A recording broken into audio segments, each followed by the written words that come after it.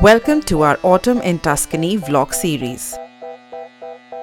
Over the next 3 episodes, we'll take you on an incredible journey through one of the most romantic places on earth in the heart of Italy. We will explore Tuscany's famed Renaissance towns, UNESCO World Heritage Sites like Val d'Orcia, and the world-renowned wine region of Chianti. From breathtaking landscapes painted in autumn hues to unforgettable culinary experiences. This has been by far one of the most unique meals I've had in my life. This trip has been a celebration of history, culture, and flavors. So join us as we uncover the magic of Tuscany, one enchanting moment at a time.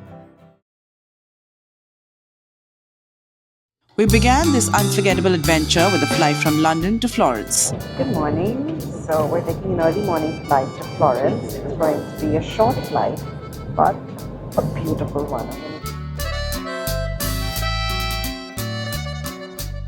Florence was our point of entry and exit, so we chose to cover the city at the end of our trip.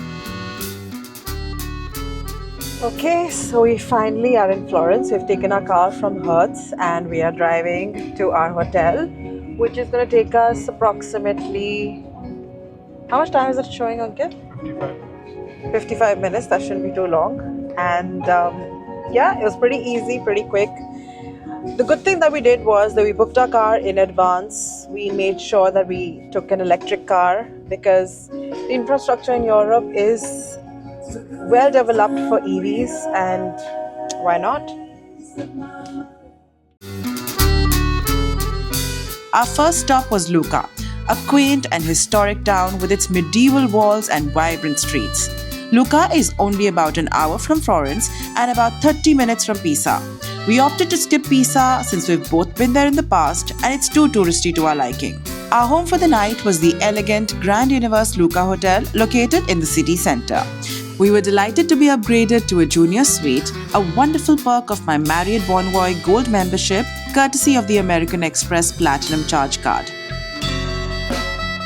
Lucca was in the midst of preparing for the European Comic Con, and many of its iconic piazzas were filled with white tents. While it was exciting to see the town buzzing with activity, we wished we could have experienced its charm without the temporary structures. As the rain fell gently that evening, we explored Lucca's narrow cobblestone streets, soaking in the atmosphere of this historic gem.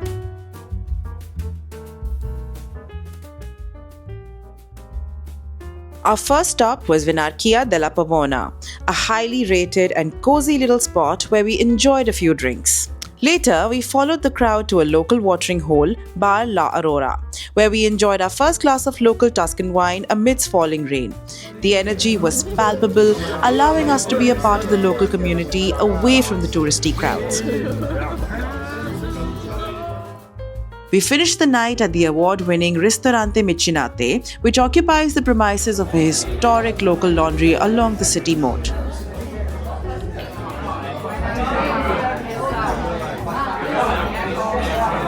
We started with a plate of mixed local cured meats and special bread, followed by homemade tortelli, their speciality, as well as a pappardelle pasta with pesto.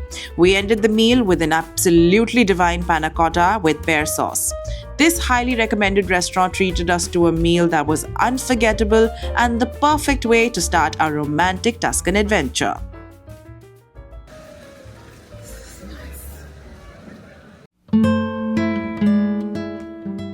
The next morning, we set off to soak in Lucca's history, and honestly, it felt like stepping straight into a storybook. Lucca is famous for its medieval walls. They're incredibly well preserved, almost like the town hit pause during the Renaissance. Walking along those ancient walls was something else. The views were incredible. Lucca's terracotta rooftops on one side, the soft sprawl of Tuscan countryside on the other. There was this quiet, almost magical stillness to it, as if the town itself was holding on to its secrets. It's the kind of place that makes you slow down without you even realizing it.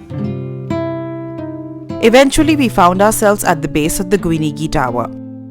You really can't miss it. It rises above the city, standing tall at 45 meters, a reminder of Lucca's wealthy merchant past. Climbing the narrow, creaky staircase felt like going back in time, and just when we thought we'd reached the top, we stepped out to find something completely unexpected. A garden. Not just any garden, but a cluster of oak trees swaying gently in the breeze, perched right there at the summit of the tower. It felt surreal, like discovering a hidden world. The view from up there, absolutely unforgettable. The rooftop stretched endlessly beneath us, and for a few moments, it felt like we were part of the city's story. It's the kind of experience that catches you off guard, the best kind, and stays with you long after you've left. After leaving Lucca, we hit the road towards our Agriturismo La Fonte, nestled in the heart of Val d'Orcia. On the way, we made a little detour to San Miniato, home to the legendary white truffles. Our hotel strongly recommended that we visit this hidden gem for lunch, located in the heart of the white truffle country, so we made a reservation at Il Convivo Ristorante, a cozy, off-the-beaten-path gem. From the moment we stepped inside, it felt special, warm, inviting, and full of that rustic Italian charm. The food, absolutely unreal. We started with black truffle beef tartare that melted in your mouth, followed by white truffle pasta that was pure indulgence. And the wild boar ragu, let's just say I'm still dreaming about it. We wrapped it all up with a delicious tiramisu that felt like a hug in dessert form, alongside strong, rich coffee poured straight from a mocha pot. Everything was paired with a local Chianti wine that felt like it was made just for that moment. But to be honest, what made the experience unforgettable were the people. The owner and chef came over to chat, clearly surprised and a little thrilled to have visitors from India venturing this far off the usual tourist trail. It felt like we stumbled upon a little piece of magic, the kind of stop that ends up shaping the entire trip. As the sun dipped below the rolling hills, we finally arrived at Agriturismo La Fonte. Our ground floor apartment was everything we had hoped for. Cozy, rustic, but with just the right touch of elegance. It literally felt like stepping into a Tuscan postcard.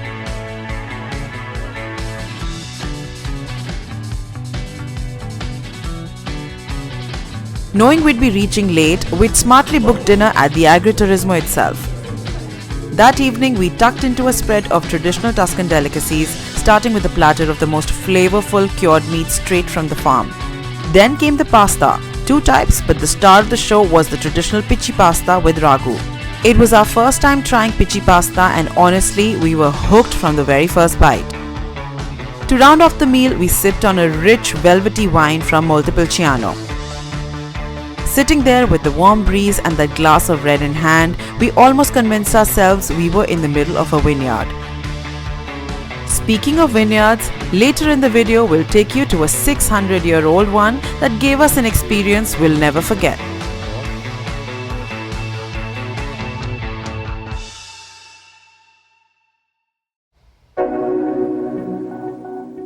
The next morning we woke up early to explore the UNESCO World Heritage Val d'Orcia region. But nothing could have prepared us for what we saw when we stepped out of our apartment. The rolling Tuscan hills, dotted with cypress trees and painted in shades of rust and green, were on full display, epitomizing autumn in all its glory. In the middle of this breathtaking wonderland stood our traditional stone cottage, looking like it belonged in a fairy tale. The views were absolutely mesmerizing, and we knew this was just the beginning of another unforgettable day in Tuscany. We began our day by following the Via Francigena, an ancient pilgrimage route that stretches from Canterbury in England all the way to Rome. This historic path, once trodden by pilgrims, traders and adventurers, is now a serene trail for those seeking to immerse themselves in the timeless beauty of Tuscany. Following the road signs, we arrived at a charming little hamlet called San Quirico di Orcia. With its stone houses and an inviting archway, the village felt like an ancient pit stop guiding travelers further along the path. San Quirico di Orcia is just a couple of kilometers away from Bagno Vignoni, another gem of Tuscany. What makes Bagno Vignoni so unique is its central square, which is actually a large thermal spring. This stunning little town is surrounded by cafes and restaurants, creating a magical atmosphere. The thermal springs nearby are the main attraction, and we decided to take a walk to find the cascading falls of spring water. Following the trail, we descended to Parco di Mulini, where we discovered an absolutely stunning turquoise pool filled with mineral-rich spring water. The contrast of the vibrant water against the natural rock formations was mesmerizing, a geological wonder that added an ethereal touch to our adventure. After Bagno Vignoni, we made our way to the famous Agriturismo Covili. We were incredibly fortunate that the iconic cypress line pathway wasn't crowded, allowing us to experience its splendor fully. The pathway, with its perfectly aligned cypress trees and dramatic views, felt like stepping into a postcard. We couldn't resist capturing a few memorable photos, savoring the beauty of this Tuscan landmark. By lunchtime, we had reservations at one of the most scenic restaurants in all of Val di Orcia, Podere El Casele.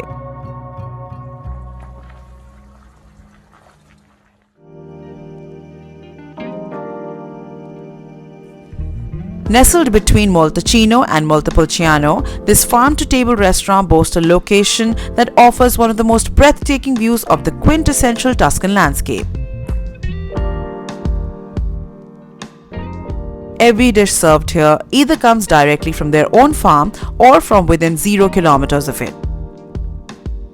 We started our meal with a cheese platter that allowed us to sample the finest cheese from the region, followed by a delicious butternut squash pasta and a flavorful mushroom risotto. Cheeses, the first one is the one aged in a cave for 1 year, goat cheese. And this is a pecorino aged for 3 months underground with no oxygen. Okay? So this one is the strongest and it looks the oldest as well. You can eat the crust of all of them. And this is... To complement our meals, we decided to try the two iconic wines of the region, the Brunello di Moltecino and the Vino Nobile di Montepulciano. The wines were carefully curated by the restaurant, making the experience truly unforgettable. And of course, the views from the restaurant made every bite and sip even more magical. Our last stop for the day was Pienza, a charming town overlooking Val di Orcia. Pienza isn't just picturesque, it's also known as the ideal city of the Renaissance, a vision brought to life by Pope Pius II to reflect harmony and beauty in architecture. Overlooking the vast Val di Orcia, this UNESCO World Heritage town offers sweeping views of the quintessential Tuscan landscape. With its medieval architecture dotted with bars and cafes, Pienza is a quintessential Tuscan town. We managed to watch the sunset here, sipping on cocktails while we enjoyed the breathtaking views of the Tuscan scenery. The golden light of sunset against the rolling hills felt almost surreal.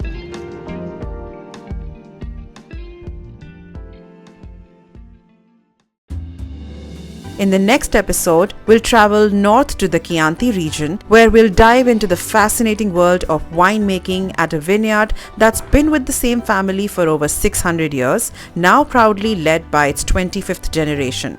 How is it, Ankit? And if that's not enough, we'll also experience the joy of Italian community dining at one of the most unique restaurants dedicated to celebrating meat like nowhere else. Trust us, you won't want to miss what's coming next. Don't forget to like this video, subscribe to our channel and hit the bell icon so you're ready to join us for the next part of our Tuscan adventure. Grazie and ciao for now.